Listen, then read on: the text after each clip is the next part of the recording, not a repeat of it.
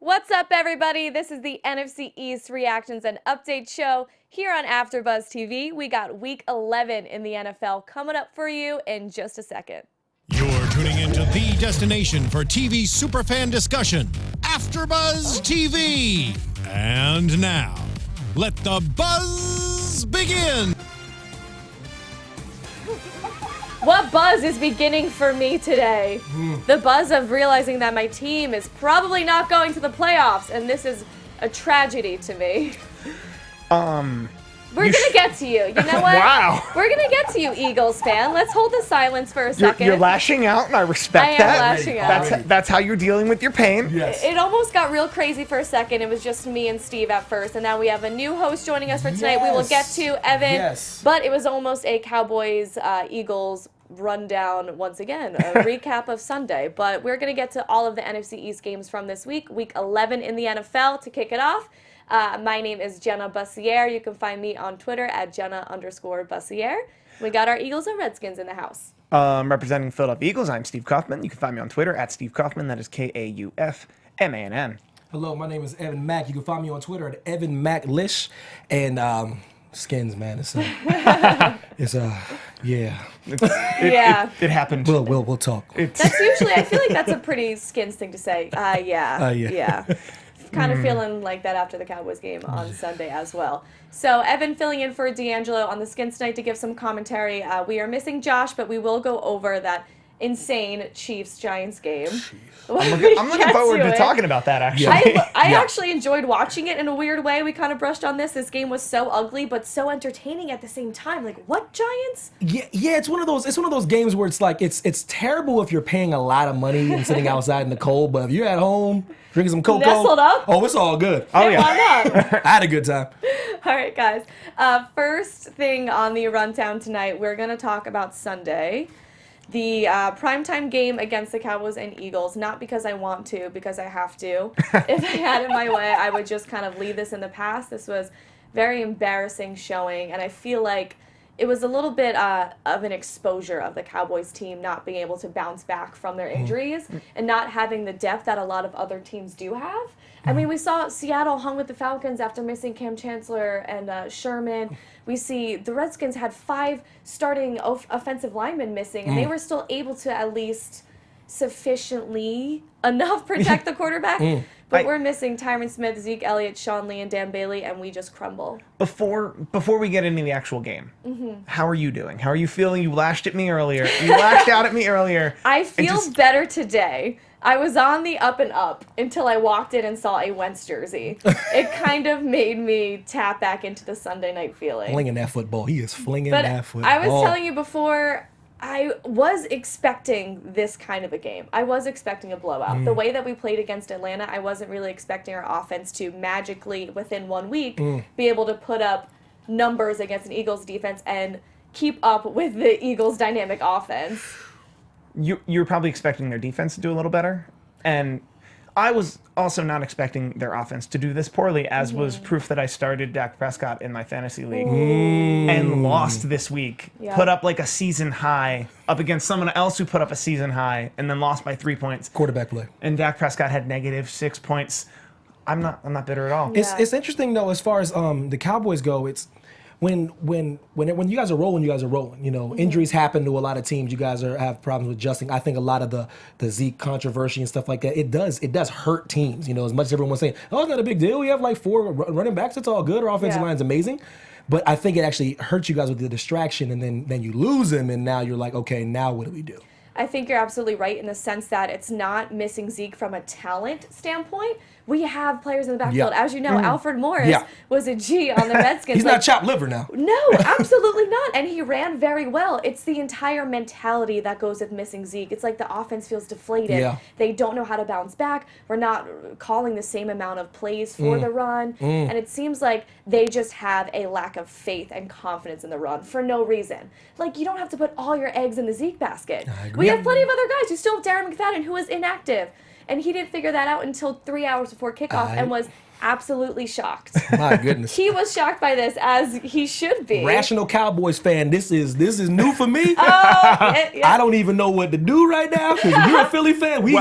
Welcome to this panel where we're just like, oh. God bless you. I like this. I like being called a rational, are. tolerable Cowboys fan because I get it. I weekly get called a sympathetic Eagles fan here, where it's just like he's actually kind of compassionate for how we're feeling about our team. Absolutely. He trashes my team. Because I think in any sport, any fan who's saying, "Oh yeah, we're going to the Super Bowl this year after 2 wins," and that is such a typical Cowboys fan base thing to do. I don't want to be into that that group because it comes back that I'll talk trash and then it will fall back on me so hard because of the way we play. Actually, I do want to say, at 5-5, and granted not looking great for 2 weeks, it would be kind of indicative of the typical Cowboys fan to be like, we're still all right. It's still Super Bowl. Like we're still in the wild card. We're still Super Bowl. Super Bowl. Super Bound Bowl. It's the Super Bound. But it's interesting though because you guys have like it's when a franchise has like hallowed history, you know what I mean? Like it's expected that you guys are amazing in the 90s. It wasn't like 1924. Like you guys in recent memory are really good. So but it's it hard is 2017. That was very, very long ago. I was like 5 last time y'all won something, but it's okay. Oh. I think the last Super Bowl we won, I was 1 year old. So sadly, a lot of people can call me bandwagon front runner all they want. No, I am not a part of that. No. I am a part of us making 2 trips to the postseason in 9 seasons and not winning and not getting any Super Bowls. But anyway, to the Cowboys-Eagles game, as a game, I thought it would be, I don't know if this is funny or not. It was a very ugly first half. For on both sides. So here are the play-by-play list. So we start off with the Cowboys field goal after a 61-yard punt return by Switzer, which was great punt return. We have to settle for the field goal, which ended up being the theme for the Cowboys the whole time. The Eagles get a very easy touchdown. After that, Cowboys field goal, Eagles punt, Cowboys interception, Eagles missed field goal, Cowboys punt, Eagles punt, Cowboys punt, Eagles punt, Cowboys interception, Eagles punt, Cowboys field goal, Eagles punt. How ugly is that? And we go into halftime 9-7. And this was, if anyone would watch on the regular AfterBuzz TV channel, I do a Netflix news show here. I got to see that first half right before I walked into a Netflix news show. And granted, like my head was in whatever the Netflix news was that week, but there was a part of me that was really disappointed in my team for this first half. Like granted, the Cowboys didn't look great, but we didn't look great either. And like it looked like one team was gonna set off and just blow up. Right. And the odds were likely it would be us, but it wasn't a guarantee. It felt like one of those classic NFC East clashes. Yep. And or it would be a 14-9 game, and then like just those divisional like grit your teeth defenses lock in kind of the game. Punt a million times. Our kicker, by the way, got hurt in the opening play of the game. Yep. Goodness. Because he had to make the tackle. And he continued to play, though, and that's when he missed the field goal massively and then was taken out. Wow. Yep. But you brought up our defense earlier, and as disappointed in the second half that I am of the defense, the first half, they actually did more than their job almost. So you guys got 2 takeaways. You had 2 interceptions, and you guys got 0 points after that. Yeah. Our defense was able to hold you to nothing after 2 turnovers, which is pretty incredible to do against the Eagles. I agree. No, like I said, I was very... Yeah. It was very frustrating to watch that whole first half. The Cowboys' defense is better than people give them credit for. The pass rush started coming along. The secondary was holding up. They put a lot of eggs in the young Buck secondary. It's a young secondary, but they've been doing all right. It was 9-7. You know what I mean? I would say we were doing all right. I would agree with you, but the way that we allowed them to score 30 points in the second half. Well. No. After 10 of those points in the second half, it just got demoralizing because it was 30 unanswered. And there was no offense to compensate exactly what it was. That it became 30 unanswered, and my quote to all of that is just pretty much that by the 14th point, by the 17th point, which there were no field goals. So you know what I mean? That like starting to feel you start to just get demoralized, especially with 2-point conversions, because once again the kicker's out. Okay. So those dang 2 points conversions. I have a question though. Please, sir. So I was listening to Jay Ajayi, and he said that your team quit. What do you think about that? I think that he may not be wrong. I mean, I'm not on the field. I don't want to call out any athlete for a lack of effort. That's a horrible thing to do. And especially in an NFC East division rivalry against the Eagles, how can you accuse them of quitting? Agreed. But I understand what he's saying because I felt the lack of emotion in their faces. Wow. Like, I could see the offense, like, where's Des Bryant? Like, Wow. whether it's the play call, whether it's the short gains. I mean, they're playing these really stupid horizontal throws for 1 gain at a, 1 yard gain at a Fast time. defense. Eagles are a fast The play defense. calling wasn't tremendous or in their favor, but like this is the NFC East division And, like- rivalry. This is the Eagles. Like, where's the spark? Where's the fire? You could see that their faces, just their body movement, if- didn't seem like it matched that. Because if it was reversed, if the Cowboys were 8-1 and the Eagles were 4-3, this would be the Eagles' Super Bowl. Without question.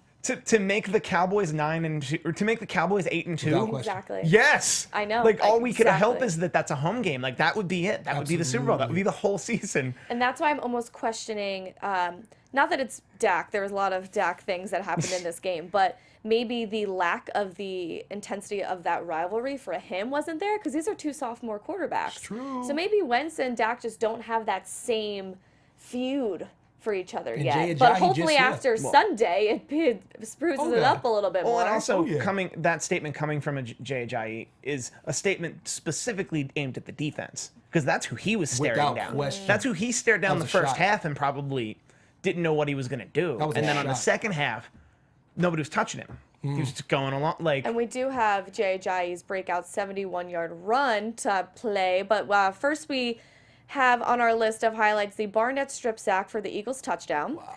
And this one pretty much I don't know if you could even say seal the deal, because I feel like the deal was already sealed at this point. this- 21-9 in the This was fourth icing quarter. on this was icing on a This cake. was the It was already a complete cake. ice. It was already amazing. Unbelievable. And again, this is just proof to the offensive line for Dallas lacking without Tyron Smith. We went with Byron Bell this time, which there was improvements, and they did what they needed to enough in the first half, but second half again it starts to fall apart, and this happens. It does. Well, it happens because they're relying on Dak Prescott because Ezekiel Elliott's not back there. When But they he was just should not have blocked for on they that. should have just had more faith in their run. Without question. Absolutely. Like, if they had more faith in their run, at least they'd die on that hill. Pound the ball. Pound the ball. And if you're doing like 35 carries for like 20 yards, Yeah. then you can abandon the run. But you got to pound the ball. Yeah, if you're gonna fail anyway, Yeah. like if that's what's gonna happen if Dak takes too many snaps, Absolutely. And Alfred run the Morris, ball. Run the ball. well, he was sacked 4 times, as we saw again. As I'm not well as much aware, as as a 8 fantasy against owner the of Dak Falcons, Prescott. but yeah, sacked 4 times, and he threw a career high of 3 interceptions. We have the Darby one, which we will pull up, but I have to say the Terrence Williams one at first interception was not Dak's fault. It tipped off of Williams' hands. Unfortunate, McLeod picked it off, but the 2 ones later in the game that were very bad Yeah. reads by Dak, Absolutely. and I think that he's at 100% fault for those. We're gonna, again, we brought up the run game. Alfred Morris had 91 yards, the same amount of yards as Jay Ajayi, but Jay Ajayi did it in 9 carries and Alf did it in 17. We are gonna play the 71-yard run by Ajayi, which leads to another Eagles 2-point conversion that occurred during this So, like, massacre. And I think this is what he was specifically saying about they gave up. He wasn't touched. That like Sure, but like Byron obviously Jones, they catch him there, but That's like good hustle, that man. he just breaks through that zone right here. I personally think they didn't quit because that guy chasing down Jay. Yeah. That is pure That's effort. Byron Jones, our second-year Are you kidding safety. me? He got his first interception of this season as well. Second interception of his career this season. And I thought that was a great play made by him as well, because that at Absolutely. least gave our defense a chance to hold them here. Yes. I know you're in goal range, Yes. which is a hard thing to do, but that effort I thought he displayed was pretty tremendous at that point, to not give up on the run. So I get what JJ is saying there, but at the same time, Byron hustled, and even I'm not even sure who that was aside him. They were kind of neck and neck. yeah. They rushed back for that. It's so tough. It's tough to say Oh. a professional football player quit though. It's a Right, tough quote. right. That's Yeah. a tough quote. It really exactly. is. Exactly. I mean, unless you were the Giants and like Janoris Jenkins against the Niners, that one was pretty obvious. Also, while we're talking about the 2-point conversion and obviously the kicker being out, it was very apt that I think it was Monday morning.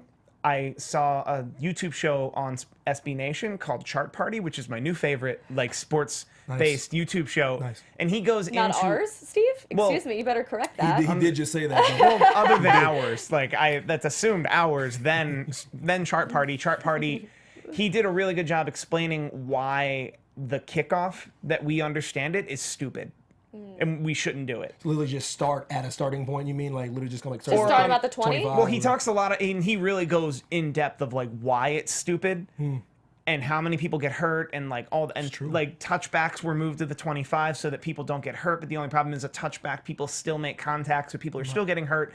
But the big thing he said is there's already been a not a presentation, the thing where you give we'll go with a presentation. A proposal. Yes, thank There you. you go. There's Ding. already been a proposal that sounded good, which is you get a 4th and 15 at the same yard line, and you can either choose to punt or go for it. Interesting. Because the onside kick is still important. That's very interesting. But my only argument to his logic is that's the place where a lot of players earn a spot on the team. Yeah. You know what I mean? Like, Well, special teams is a unit that like kickoff, and there's places where like utility guys kind of make their way and Yeah, get it on the takes team. away a whole special teams It aspect. really does, and then like I know what he means by the injuries, but some guys like cut their teeth on that. That's the thing. That's the only reason they're playing football. But those guys, if they're on the special team, I know you're destroying the whole kick return team and then the Yeah. kickoff team, but like you can find a way to use them in a 4th and 15 scenario. That's fair. Also that you get a 4th and 15 scenario that's also the kickoff. That's fair. Interesting. Because you still need to have that ability, but it's really good. I'll link it in the description. Nice. Okay. I said it like I have the password to this channel. Well, we're going to go I back will link it to the to description. some of the Cowboys' problems, as mentioned a little bit before, was Dak on Sunday. A bad game for Dak. 3 interceptions. We have the Derby one that was intended for Dez. We're going to play that. He had a lot of responsibility in this loss, and I don't like to say bad things against Dak, and a lot of people are still so big on him. Absolutely. But there was poor decisions, and I'm starting to wonder, I mean, again, he's so young. It's only his sophomore year. There's no reason to get crazy. But at the same time, he obviously needs some molding. Yeah. Also, if we're comparing sophomore years, it's kind of unfair to compare him to Carson Wentz. Yeah, Wentz Doesn't look like a second-year quarterback. I wouldn't even He do does that. not. When it comes to this, that's when you start judging a quarterback. That's that sophomore slump they call it. Yeah. Now this is when they get the tape on you. This is when they get to check your progression, your tendencies, and how you come out the pocket, and when you like to scramble. This football. This is how it always is going to be, and everyone's like, "What's going on with Dak?" Well, Dak's fine. Yeah. That's still Dak from last year. Oh, yeah. Oh, that's And- still Dak. He's just getting they're scheming him now. He's a 3rd-round pick that nobody cared about. Jerry Jones didn't even know about Dak Prescott. Let's be honest. Are you kidding me? Tony Romo was Jerry Jones' quarterback all last year. And I mean, I don't know if it's still the same Dak as last year because his interceptions have gone up a lot just in these 11 weeks of play, but it's not the same Cowboys offensive unit as last year. Agreed. And it's starting to prove that point that maybe Dak just fit into the puzzle and he wasn't like the superstar quarterback. I mean, again, Yeah. I don't want to say anything bad about Dak. but I love like- you. and But it's there also- is that theory that, okay, without the offensive line and without your run game that the Cowboys are so set on, My. what is his level at quarterback? And I think the expectation of him as a second-year quarterback might just be way too high. Agreed. Yep. Because conventionally, and I know we're talking about a game with Dak Prescott and Carson Wentz, so it's hard to talk about conventionally. Conventionally, you're not supposed to start the whole first year. Agreed. You're supposed to very slowly learn how to get out there and do the play as called. There was a time where quarterbacks were vetted and they were stayed a couple years. Like people know A-Rod was on the bench for years behind Brett Favre. That's what you're supposed to Yep. do. Why do you think it's supposed to take 4 years? He's flinging that football like he's been playing football for 50 years because he had time to read and study and relax, hold a clipboard. Eli Manning studied under Kurt Warner for a whole year. Dak got thrown into a fire and a quarterback controversy. Yeah. And yeah. he did well with it. So agree. hopefully these are just growing pains and Right. he'll work through the kinks and it'll be Dak will be the franchise quarterback that he's on pace to be or expected to be. He did go 18 out of 31 in his completions, but Carson only went 14-27. So it's kind of like not really. This is a wonky game. The first half really just doesn't attest to the final complete- score yeah. at all, clearly. The Cowboys went 20% on 3rd down attempts and allowed 57% of first downs. So that's not a very happy, positive stat for us. And I thought this was interesting. So the Cowboys lost by 28 points for just the 3rd time in 25 years. All 3 of those times were to the Eagles. I did not know that. That's a great stat, though. That just plays into the fact that these were tensions running high, and this is what happens when division teams match up against And each other. divisional rivalries too. And I also, it's something I've learned fairly recently that maybe the Eagles-Cowboys rivalry is a little one-sided. Like In the Eagles on the dominating? Eagles, no, on the Eagles side, that I think an Eagles fan feels like they have a rivalry More with a against. Cowboys fan more than a Cowboys fan. Also, a Cowboys fan, no offense, seems to be more fair weather. I think that's a huge part of it. I very much have a giant rivalry against not just no, the no. Giants, against the Eagles, especially being from the New Jersey Yes. area, being around all of those Philly fans. I mean, that rivalry is not small to me. Yeah, a lot of people downplay that rivalry. I'm from Pennsylvania, and that area, that pocketed area, man, like it's like put it like this: everybody rivals with the Cowboys from the NFC East. Though. It's really weird, Yeah. but everyone hates the Cowboys. We all where I'm hate from. each other. Oh, without question. But an Eagles fan would hate the Cowboys more than any other Without team. question. Yeah. Without question. That's I think Pennsylvania. every That's a NFC prerequisite. East- Whereas a Cowboys fan doesn't have a team they hate above all other teams. They That's just so like true. the Cowboys. That's so true. It is a different dynamic that took me years, like most of my Depends life, on to who you're actually learn. talking about, Steve. Don't put us all in a box, okay? There I'm are some sorry. 110% very true Cowboys fans, and we understand our rivalries, okay? All right. All right, so You probably hate the Giants more than you hate the Eagles. so moving on with the rest of their season, they are 5-5. If they're going to continue to play at this level, it's not going to look good. And it's week 11, and it kind of seems like this is the time in the season of the NFL where you start swallowing those pills, and now kind of all the chips are on the table, and you're saying, all right, well, maybe this is not our season. I mean, we're still in the hunt Absolutely. technically, but a lot of stuff would have to happen. A lot of teams would have to lose. So I Not to don't eat know. into the other two games this time, but I have one question. Okay. No, we got to move on to Do the you rest think of it would have this. been more helpful playoff-wise, postseason-wise, planning-wise, like preseason planning-wise, if Zeke had just taken the suspension? Earlier in the season? He'd be back by now.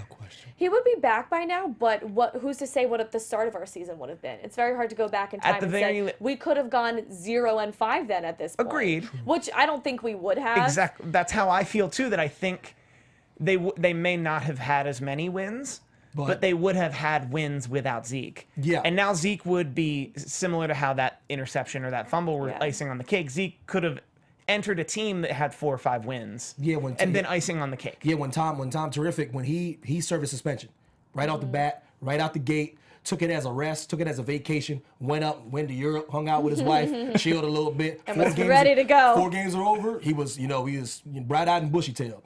I think Zeke dragged it out too long because I know he's worried about his reputation, but public opinion already convicts you, so it wouldn't have mattered what happened anyway. Public opinion hurt him. This hurt him matters. more because he drugged the. That's what I'm He saying. drugged the story out. He Served could the have 6 served games, and let's say you're 3-3. Well, I think it also goes into the confidence that Jerry Jones had going up against Roger Goodell. Like Without he thought that was his friend. Jerry don't He mess thought Zeke was not getting suspended. Jerry so it doesn't was mess very around. much like I think that both of those, obviously Zeke not wanting to take the suspension for his personal reputation and as well as wanting to play the game. Right. I think a lot of it had to do with Jerry pushing that narrative as well, saying That's like we're fighting this till I die. I can see that. Pretty much, I you can see know. that. So there was a lot of components, but I'm sure there were plenty of PR experts who were telling Zeke, if you're really worried about your reputation, you would serve the suspension so the story goes away. He didn't listen to that person. I agree with that. He doesn't listen. all right, that well, much. we are where we are now. We can't say what it would have been with or without. Well, we know what it is without Zeke now, but we will move forward from that. But let's definitely move on to the Redskins Saints, which was a great game. I'm sorry for the outcome. There's nothing else you can say but chalk this up to a very unfortunate, heartbreaking loss for you guys. Yeah, it's interesting because all I care about when I watch this game is Kirk Cousins and how he plays, man. 'Cause Oh, as long yeah? as it ain't on Kirk. If it ain't on Kirk, which it usually is never on Kirk. Kirk came in there in the Superdome where this hallowed ground Super Bowl champions and was flinging that football. Was he or was he not? He was flinging that football. He was. You got nothing here. So like, what's he supposed to do? Play defense too? What? He did make that incredible tackle in the Pro Bowl last year. Kirk Remember Cousins that? played some defense. I called my father. I go, Put him Dad. at safety. Let's see how it goes. I was like, Daddy, he got you 31. What's he supposed to do? Yep. That's all I can say. Listen, and it's Drew. Everyone's like, oh, it's Drew Brees. I go, 5 seconds ago, y'all weren't even talking about Drew Brees. He was washed up. It was over. I ain't trying to hear Drew Brees is clutch now. Y'all need to quit, man. Come on, Isn't man. that so they great? put him out the pasture last year. Come on. Well, these Saints are looking pretty good. The running game is looking spectacular. What? You sound just like Chris Collinsworth. Wow. So you're saying, obviously, the Redskins offense played great. We have Josh Doxson coming alive. Look at him making his rounds for the Skins. We got his 32-yard grab. Highly impressed. This is a beautiful pass, beautiful catch. Look at this coverage. Very extremely tight coverage, and he's able to make that grab there. Kirk Cousins flinging that football. Kirk Cousins flinging it, and Doxson finally catching it. Right. How are you feeling about Doxson now? Man, listen, I don't know what he did. I know if he talked to a spiritual advisor. I don't know if he went to a Buddhist temple. But them hands are looking crisp right now. Those hands are nice and glued up on that guy. And that's demoralizing too, because like he was covered. Great coverage. Like it was like for him to now, catch the ball on good coverage. You're like, what do I even? That's when the DB's like, all right, bro, go ahead, man. Like, you nailed it. Here You go. earned this. You deserve this catch. Let's give you the stat. We also have that crazy fake punt that leads to the Ryan Grant touchdown, which we'll pull up. So again, offense showing up. They draw up good plays, man. It's interesting. Like in the despite having this is beautiful. Look at this. Look at this. Oh, that's so pretty. So pretty to get the first. Like first half. On a 4th and 1 when it's needed not the most. I mean, things were needed later on in the game. In their most, definition, but that's the definition of gutsy though. They're at like the 2. Yeah. yes, They're really far back. the field position, if that was not executed. And then they're killing Gruden, so that's pretty good. This Ryan. Oh wait. Yeah. I thought we had the Ryan Grant This boy. touchdown. Look at it. Oh, maybe I'm for the wrong thing up. But just gotta. I think we're building up to it. Oh, we're building up. I think it's all the strap. Building right? up the hype. There it There it is. is. All I have to say just is like no. that's pretty. I have to question what. Like, how was he that wide open? Just what? Is this not the team that is like the best like 4-6 team ever? Seriously, your record does not. It's ridiculous. And I hate everyone's like, well, you are what your record is. They're they are a tough out. If you ask the Saints after this game, like, man, they came to, okay, this team's pretty good. Like, they'd be like, okay, this is a good squad here. And they just happen to be against these bad boys here. It's tough sledding, man. This is. Which you can go back to a lot of the Redskins games this season and say, that was a game we almost won, should have won. Again, it's hard to say. It's that thing. If you could have won, you should have. That's but what at they the say, same time, like, My they goodness. were very close. 4-6, I'll take it. It's 4-6. They're better. Yep, Kirk Cousins got contract things flying over his head. And he's still delivering the ball, flinging it like he's supposed to fling What's it. their schedule look So like? disrespectful. I mean, y'all can beat the Giants next Got the week. Giants, Cowboys, Chargers, Cardinals, Broncos, Giants coming up at 4 and 5. I mean, Interesting. That Chargers mean- pass rush is unbelievable. Though. I mean, what we've learned is that the Giants haven't given up yet. Nope. So Yeah. that's unfortunate because if the Giants had given up, those would be 2 more, and then the Cowboys. We don't know what but, team's showing up on the 30th. Let's talk about how in this Redskins Saints game you guys were up at 15 at one point. So you go so it's not even just second quarter lead. This is or halftime lead. Seriously. You guys are up 31-16 with goodness. about 6 minutes left in the My fourth goodness quarter. gracious. That is insane. I think the pivotal part of the game was that 3rd and 1, and Gruden played conservative and gave a run where everybody and their mama and their cousins and their sisters and their brothers knew he was going to run the ball. I think that was the time to be gutsy, not fake punt time. Right. 3rd and 1, especially if you're going to punt it. So you're going to punt the ball if you get stopped for a 3rd and 1, and you're not going to go for a 4th and 1. Or if that you're was going a to turning run, point. When or if you're going Ryan to run got on stuffed. 3rd and 1 on a Yeah. very obvious 3rd Obvious and 1, 3rd and 1 run. then you do another fake punt. That's what I'm like. trying That's to your plan. That's what I'm trying to say. Like if you're going to be ballsy, that's your ballsy. And when that happened, I was like, uh-oh, here they come. It's coming because he punted the ball away. It's like, zip, zip, zip, zip, zip, zip, zip. Yep. So there's also the intentional grounding rule that killed you guys. I mean, I'm sorry to bring it up, but without that, you guys. Like players don't know How- any what- rule but that rule. What's your percentage chance that you would have won that game if that call was never made by the referees? High, very high. I High would 90s. almost say I would say refs are like, 99.9. Refs are like, we're Johnny on the spot with that one. Yeah. Intentional grounding. I'm like, you guys never That was call a ridiculous anything. call. That really was. Intentional grounding is a rough one. 'Cause It's a tough call. It's kind of like I always liken the intentional grounding call to like when a cop pulls you over for avoiding a red light.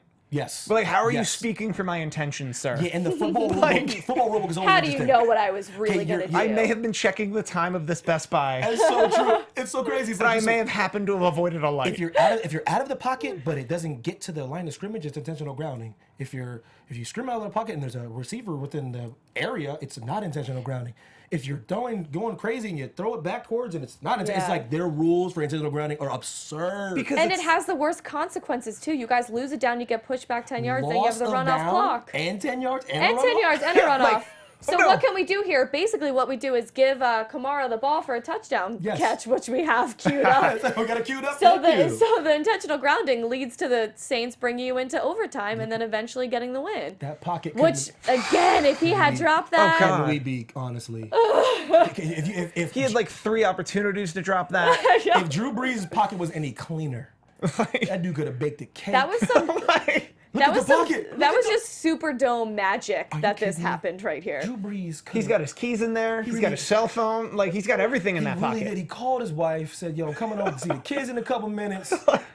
The pocket was so clean. Yeah. And this call was beautiful, though. They had no shot with this one. Just This beautiful. Right, where's the defense? where was this trickery on 3rd and 1 for the Redskins? The Like, Redskins. Oh, you mean that little pitch right there? yeah, Oh, like well, a nice. little like when everybody thinks you're gonna run. What are you gonna do? Handoff. Like, Sweet. Yeah. It's Like- call playing and say that's when the coach is like, well, the analytics say this is a good time for a run. I go, well, just no. You have a great commentator impersonation. I mean, how do you? What's your takeaway from this? Like, how do you move on from this? Because really, this was just 2 electric offenses going at Agreed. each other, and this is the Saints, and this is Drew Brees. Like, Brees just did his thing. What he does. And it's What just one of those can good you- old-fashioned, good old American shootouts. And the better team won. The Saints are Super Bowl contenders. Let's not act like they're not. They rolled up into Buffalo and smacked them in cold weather. They're a dome team. They can't win. And that team's legit. They are. They're a legitimate team. Adrian Peterson was a distraction. They got rid of him and then started going on their streak. yeah. And It's- losing that 15-point lead, what do you put on the defense? They have issues. They played well though. You know what I Right? mean? As far as like when it's a shootout, like no one can be stopped. That doesn't mean a defense is not playing well. You know, they just got outplayed at the end by a veteran quarterback he's a first ballot Hall of Famer. What can you do when you get outclassed by that guy? He's not like a 4th string quarterback. That's Drew Brees, man. And at any point in time, he can turn into Drew Brees, and he still is Drew Brees. You are putting it very lightly for you and your fan base. I'm trying to be, because listen, my Redskins fans are irrational. They act like they've won 18 Super Bowls. I'm from the East Coast. It is they're talking about trade Kirk Cousins after this game. That's what I got from my. What? Oh yeah. Oh. How is that what you Don't allude get to? me started up in here. How is that the take? I'll go Kirk on my Cousins. page. Like, they're like, oh man, Kirk, he's terrible. He's terrible. The Redskins are. I'm like, he's your best quarterback in franchise history, and y'all don't even know it. Yeah.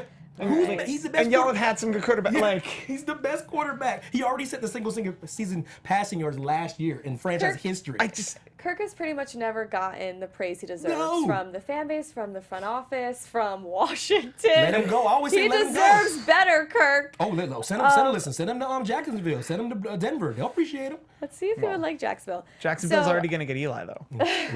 Thank you, Evan, for joining us tonight and on your Redskins takes. Sorry for the loss. I'm here with you. I don't know what was more demoralizing, losing the 50-point lead or losing 37-9 against the team you hate the most in the league. But we still have to talk about the Giants, guys. Josh is not this here, was but fascinating. this was very fascinating. One of my favorite headlines from the Giants-Chiefs game was the day excuses died for the Kansas City Chiefs. No question. And that's pretty much what it is, Without because question. yes, the Giants have improved their play tremendously. We have this Harrison interception here that he returns Yeah. it, snack time. And this ends up leading to a Darkwa 1-yard touchdown. Thank you to Peters' pass interference, which brought them to the goal line. Cheese and crackers, man. But so the Giants definitely improved greatly, but at the same time, they were giving the Chiefs several opportunities to walk away with the win here. Yeah, like. Also, speaking as an Eagles fan, this being the one in our 9-1, the Chiefs being the one on our 9-1, I wish this Chiefs showed up that week. We'd be 10-0. 10-0, easy. Like, what? Andy Reid showed up for his old pupil. For his young pupil. That's what it is. He showed up. And Because- Andy Reid, as we knew, was 16-2 coming off his bye weeks before this game. Now, the 2017 Giants were the one to give him that extra little blemish at 16-3. What is going on this Sunday? I remember those two, for the record. I remember those 16, but I also remember those two. Oh, you have PTSD from those 2 losses. Goodness gracious.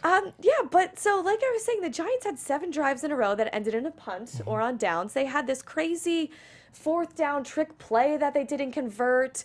There was many opportunities for the Chiefs to walk away with this, and it seemed like, how do the Chiefs, who started off so hot, 5-0 in the season, can't even score a touchdown against the Giants? Against the Giants, who this time last week, we were literally talking about how they gave up. Yeah. Yes. We were literally talking about how they should go They should be a 1-win, 2-win team Yep. Yeah.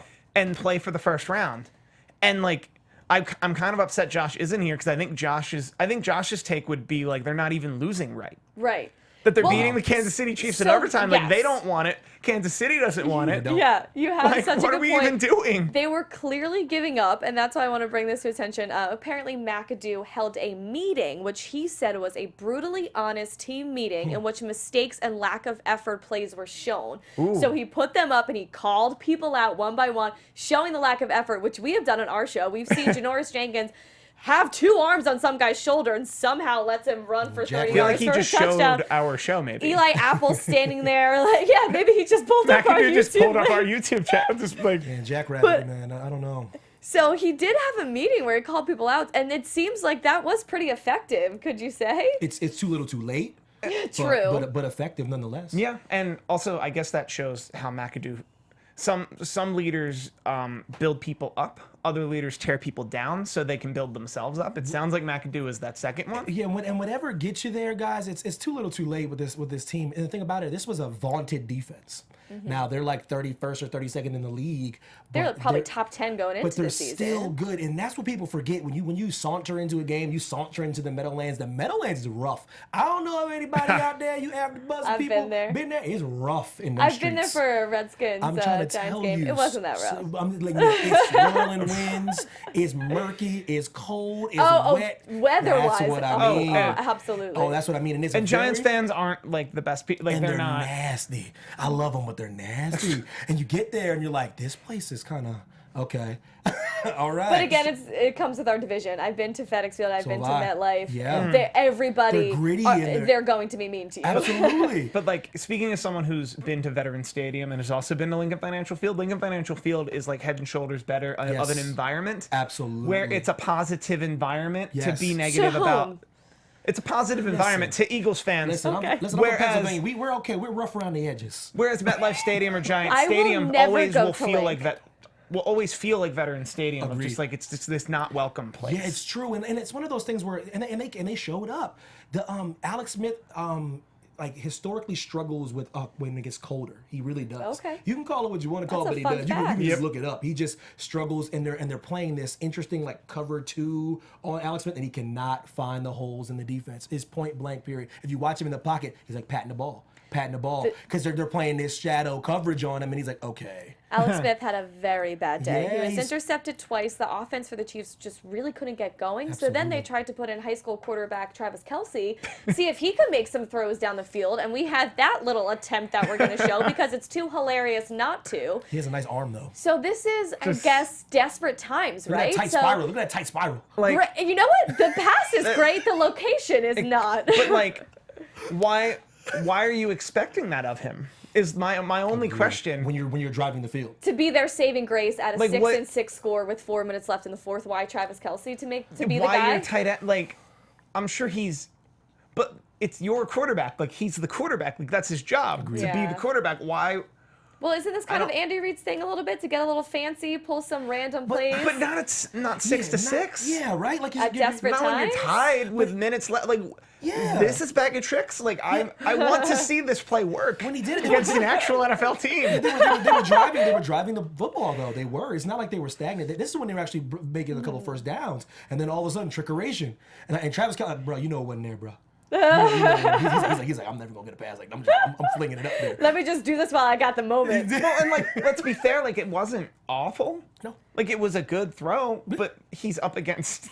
So this It's up is, against a good secondary. Like, I don't understand. I what mean, the- it's shabby. ridiculous that the regulation ends 9-9, and this is forced into overtime between the Chiefs and the Giants, and then we Gross. have the Roger Lewis, which this was a beautiful catch, and this will lead to the field goal that wins the game. Oh, this was That's so a great pretty. catch. I mean, that could that almost be PI right there? I I could've mean, he swore. makes the catch, so it would get canceled anyway. I want to but, give him a touchdown for that one.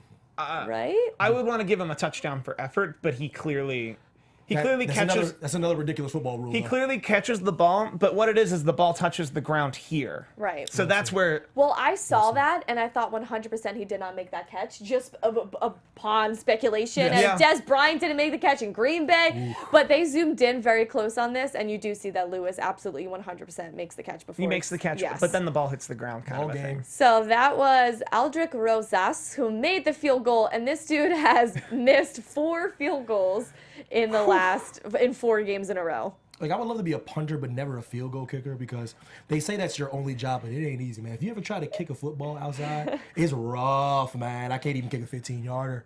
It just hooks. So he does make that for the Giants to get the win. So let's see McAdoo making it to 2018 season. No, He's playing. He's definitely having them play for his job. Yes. I think Oh that's my what that gosh. meeting was for. Oh, yeah. But I don't know. But maybe he has a good plan. Like maybe Yeah. he's a good general manager type, and he Yeah. needs to find someone to actually rally his troops. One thing I love about the Giants organization, that a lot of people don't get enough credit. They don't get enough credit for this. They stand behind their decisions and make like head coaching. They don't just panic. Because with all due respect, just because the media and people out there are calling for McAdoo's job, people that don't know anything about football, they just report on football. With all due respect, they hang in. They hang in.